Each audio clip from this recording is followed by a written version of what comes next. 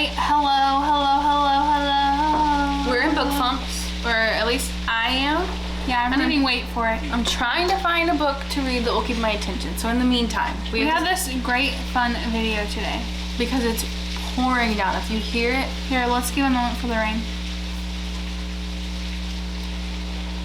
I know you heard it. It's twilight hour, definitely. Pouring down. Play Rosalind. So we should be...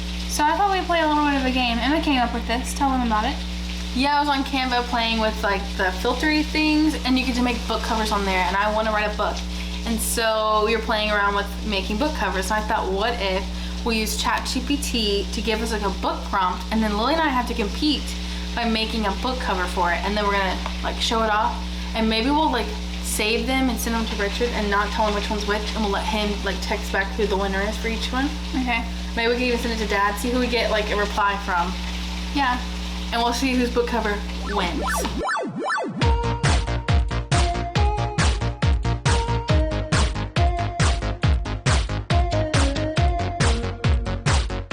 Okay, so what's our first book gonna be? Do you want romance, nonfiction, fantasy, sci-fi? What are we looking for? What kind of book? Romance. Okay, so give me a book prompt for a romance. And should we let it choose a subgenre? Sure. And you choose the subgenre. Okay. With a mystery twist. Oh, we get a title and everything. The Memory Key. When Harper, a freelance writer in New York City, inherits a quaint cottage in a small coastal town of Blue Harbor from an estranged aunt she barely knew, she decides to take a break from her hectic city life and visit. While cleaning out the house, she stumbles upon a hidden journal filled with love letters between her aunt and a mysterious man. However, the letters end abruptly with no explanation, leaving Harper curious about the fate of their romance. As Harper digs deeper, she begins to uncover secrets about her aunt's life that have been buried for decades. Enter Noah, a local historian and a charming, rugged fisherman who offers to help Harper unravel the mystery of the letters. But as they work together, Harper finds herself falling for Noah, despite the walls she built up after a painful breakup in the city. With each new clue, Harper and Noah grow closer, but the more they uncover, the more dangerous it becomes. Someone in the town wants the past to stay buried, and Harper must decide if the love she's discovering is worth the risk, and if she's truly ready to open her heart up again. Themes: trust, healing from the past wounds, and power of uncovering family history. That was a little... Okay, so that was the first one. Okay.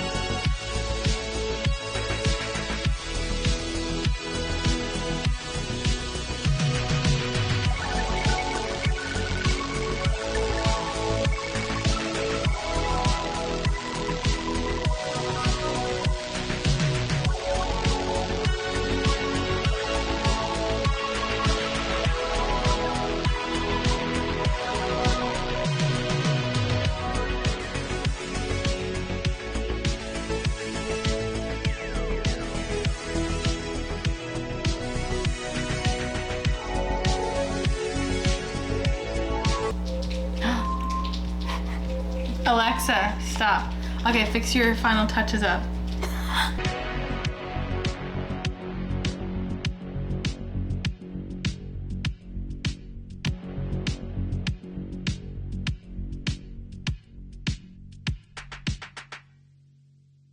Okay, you go first. And it's not my fault that I didn't have time because I was really trying to perfect the vibes of the key. As I'm looking at it, I'm thinking, okay, I was going with the promising.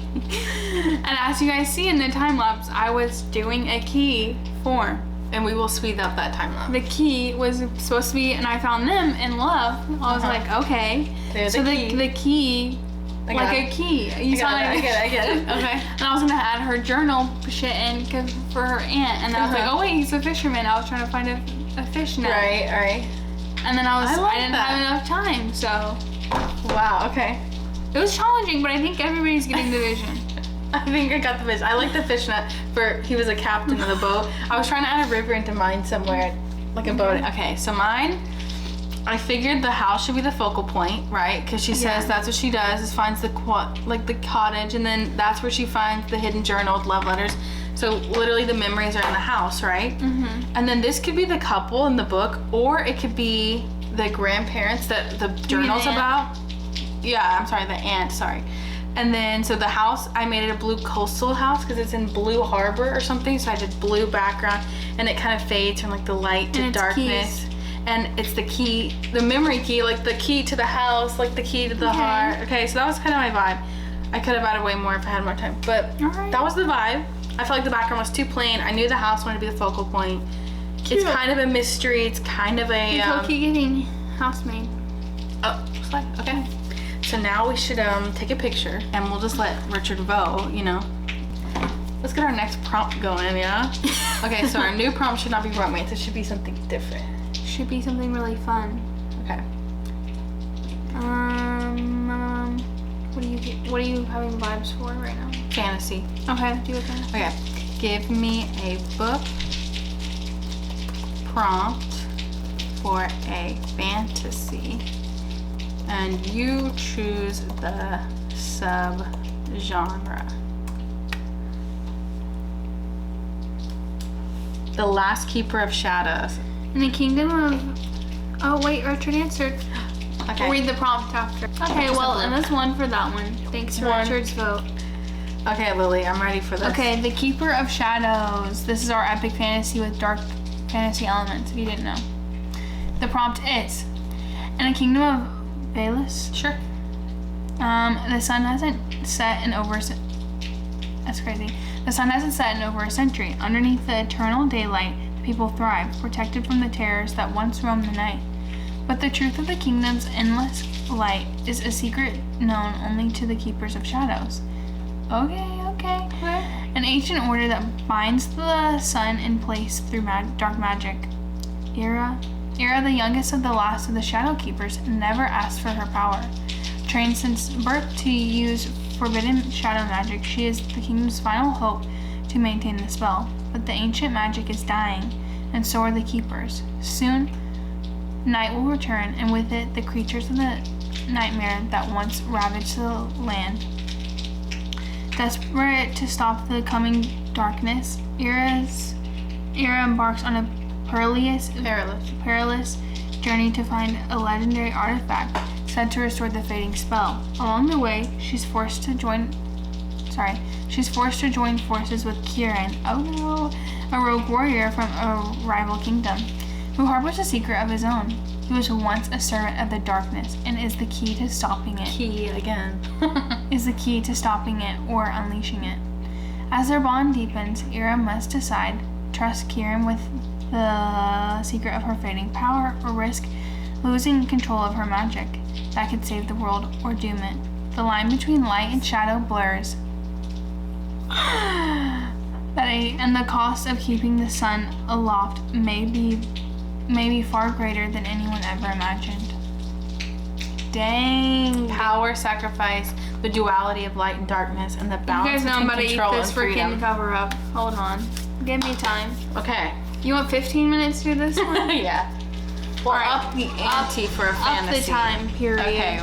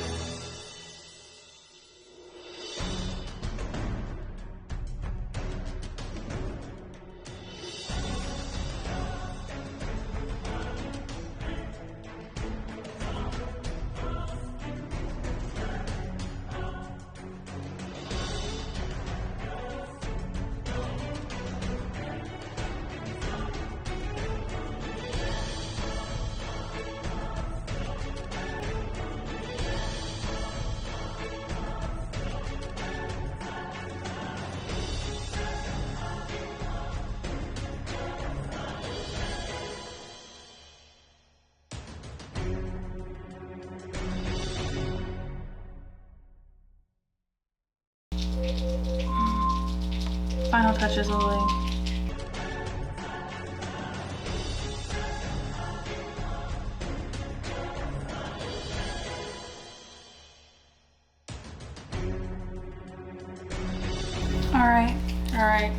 All right, guys. You can go first this time. Explain your vision. Explain the vision.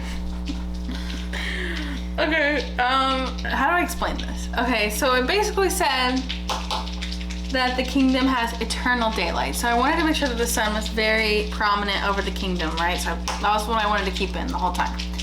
And then, of course, we know that there's some kind of shadow force. And then a keep, in my mind, is like a castle. So I put a castle there. So it's the keep, it's keeping, you know, like resisting the shadow force that's coming about. And I know that the characters are going on some kind of journey to help make sure that the shadow force doesn't overtake it. So you can see things in the background are going on, you know, clearly there's journeys to be had far in the distance. And this castle's like your forefront of it all. And then of course the shadowiness coming up. I think that's my vision.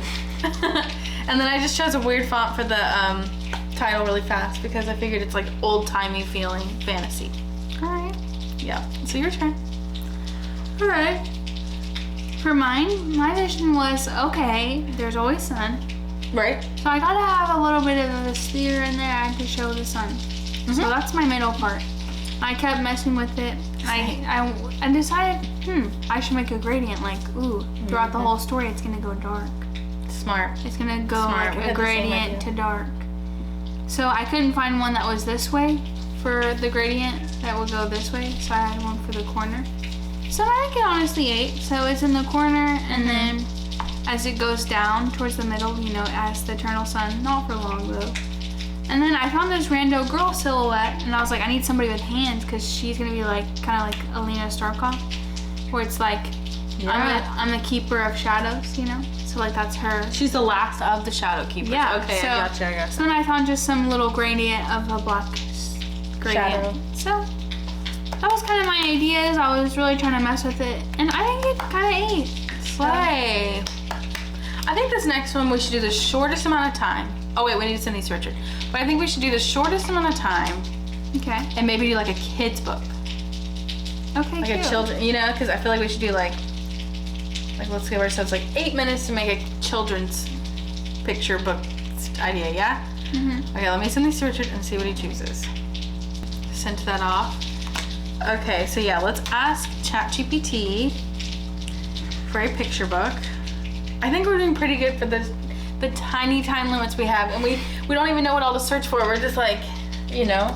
Yeah, it's hard. It's very hard, especially when you're only getting a few little details to try to throw in. And I was thinking, when you're making a book, you don't always want to put the people on the cover. You don't always have to have that. So I was like, maybe I need to go away from a main character focus and think about the setting. Mm-hmm. Or maybe elements in the story, like if there were a sword or something, right? Yeah. Okay, give me a children's book prompt. I'm not even recording. I'm so sorry. Now I am. So give a children's book prompt. Let's see what chat says. Oh, fun. The Curious Adventurers of Finn and the Cloud Whisperer. Okay, Richard texted. Richard said tough. So, But which one? Honestly, it kind of looks pretty good when it's far away. You're not like on it. You know, it looks a little rough when you look, but then that looks kind of good, doesn't it? I mean, if we put maybe like the author's name on it somewhere, it would make it look real. better, but he's typing. Mix both. No. No, one or first one. Me! Wow. I won. Wow. Slay, guys. Okay. I won. So 1 for Lily on that one. Okay. Now, Period. let's do this one. Read off the prompt. Okay, so the prompt is Finn is a little boy with a big imagination and a knack for noticing things other people don't. Okay. One day, while lying in a meadow watching the clouds, he spots something extraordinary, a tiny figure dancing among them. This is Nimbus, a friendly cloud whisperer who helps guide the clouds across the sky. Nimbus tells Finn about a problem. The clouds are losing their way and causing all sorts of weather chaos. Some are stuck over one spot, causing endless rain, while others zip too quickly, leaving lands too dry. Finn offers to help, and together they embark on a magical journey through the sky, meeting the fluffy cloud creatures, solving weather puzzles, and even calming a grumpy thundercloud. As Finn learns the delicate balance of nature, he realizes that sometimes even the smallest actions can make the biggest difference. What a cute little book. It sounds so wholesome and it made me cry. I could cry.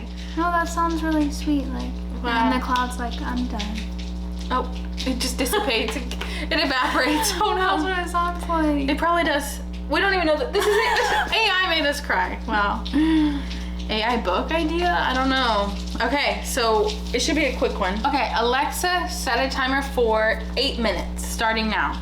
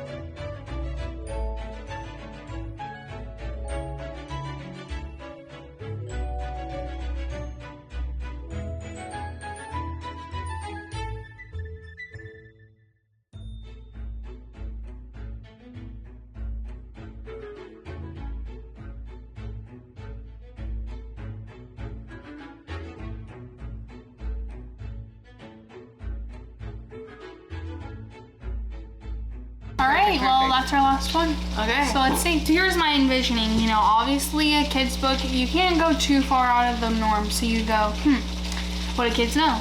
The sky. The sky. So I did blue. Big blue sky.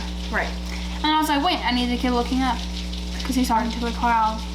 So then I have him looking up, but now I'm looking at it. I didn't get to move my cloud again. The guy it's okay. Okay. And then I have like one cloud that has the thunder going through it, and then I have birds, and then I have another cloud. You know, just to show some differences in what he's helping the clouds through. Right. And I have the cloud that has a smiley face because that's the one he talks to. Okay. I love it. That's about it. We have such a similar idea. Okay, slay. Okay, so I start off with the cloud. I knew I needed to have Nimbus the cloud, the helpful one that we need. And the kid apparently sees the cloud in a meadow, so I had to throw in the meadow where he's always looking at this cloud. And then apparently this is an adventure book where he's gonna need Nimbus's help, so I just put a talking bubble so the kids know it's a kid with a talking cloud. They need, needs its help. And that's really much it. Cute. Kind of just a field, and the kid just discovers his friendly cloud. I didn't have time to add any more clouds or anything. I was looking them up to add in like mean clouds and stuff, but Yeah. as you can see, this is what we came up with. Wow. Let's see what Richard says. What'd he say? One. Me! So Emma ultimately won this video, unless you guys in the comments say Lily did it way better than Emma, Slay. which you all should go But and basically do. we had the most fun, which was... This was fun. I It like was. being creative. So anyway, this was fun. We'll see you guys. Catch you guys later. Yeah. I'm gonna do 24 hours, so catch out Yeah. for that. It has to. I mean, Emma has to read a book to do that, but Exactly. if you're forced to sit near me and read a book, then I guess you have to, don't you? Guys, see you guys later. Bye.